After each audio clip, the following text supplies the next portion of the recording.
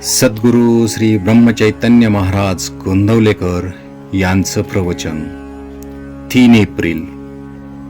संतांना कसे ओळखावे. धान्यामध्ये काही खडे असे असतात की धान्यापासून ते वेगळे निवडता येत नाहीत. तांदळात पांढरे खडे असतात, ते निवडू गेले तरी निवडले जात नाहीत. त्याप्रमाणे साधू लोक हे आपल्यात असतात. त्यांना पाहू गेले तर ते आपल्यासारखेच संसारात वावरत असलेले दिसतात, पण खरे पाहता ते आपल्यापेक्षा वेगळे असतात. पुस्तकातून साधूची लक्षणे पुष्कळ दिलेली असतात, पण त्याप्रमाणे आपण पाहू गेलो तर साधू ओळखता येईलच असे नाही. साधूचे एकच अचूक लक्षण सांगता येईल, ते हे की जो सर्व ठिकाणी देवाला पाहू शकतो तो साधू. पण एवढ्यावरून आपल्याला तो ओळखता येईल का? नाही.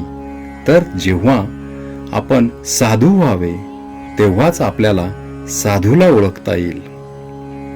जगात आपण कुणाचीच निंदा करू नये. आपण जेव्हा दुसऱ्याचे दोष पाहतो, म्हणजेच ते जेव्हा त्याच्याजवळ आहेत असे दिसतात, त्यावेळेस तेच दोष आपल्याजवळ सूक्ष्म रूपाने असतात असे समजावे.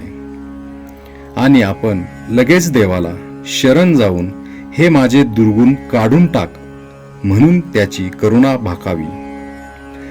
आपण जेव्हा जगात न्याय उरला नाही असे म्हणतो, त्यावेळेस आपल्याजवळ तो दोष आहे समजावे. म्हणून आपण कुणाचे दोष पाहू नयेत. आपण आपल्या स्वतःला आधी सुधारावे.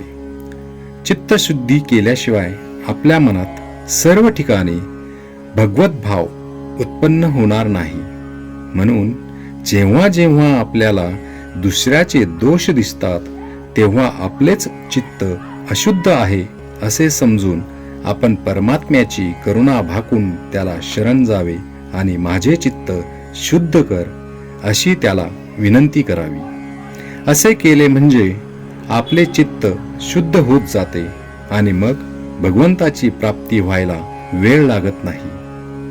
जे मिश्रण आहे ते पचायला कठीण असते. उदाहरणार्थ भाजणी. मिश्रण नसलेले एकच शुद्ध अन्न पचायला सोपे असते. हे जसे खरे, त्याचप्रमाणे आपले अंतःकरण अगदी शुद्ध असावे, म्हणजे ते सर्वांमध्ये लवकर मिसळते. पण आपल्या अंतःकरणामध्ये स्वार्थाचे मिश्रण असल्यामुळे ते सर्वांमध्ये समरस होऊ शकत नाही. शुद्ध अंतःकरणाच्या माणसाचे चालणे हळू आणि बोलणे मृदू असते. तो सर्वांना प्रिय होतो. जगातले आपले समाधान किंवा असमाधान ज्या वृत्तीने आपण जगाकडे पाहतो त्यावर अवलंबून असते. माझ्याकरिता मी नसून मी लोकांकरिता आहे. माझ्याकरिता जग नसून मी जगाकरिता आहे, ही वृत्ती आपण ठेवावी.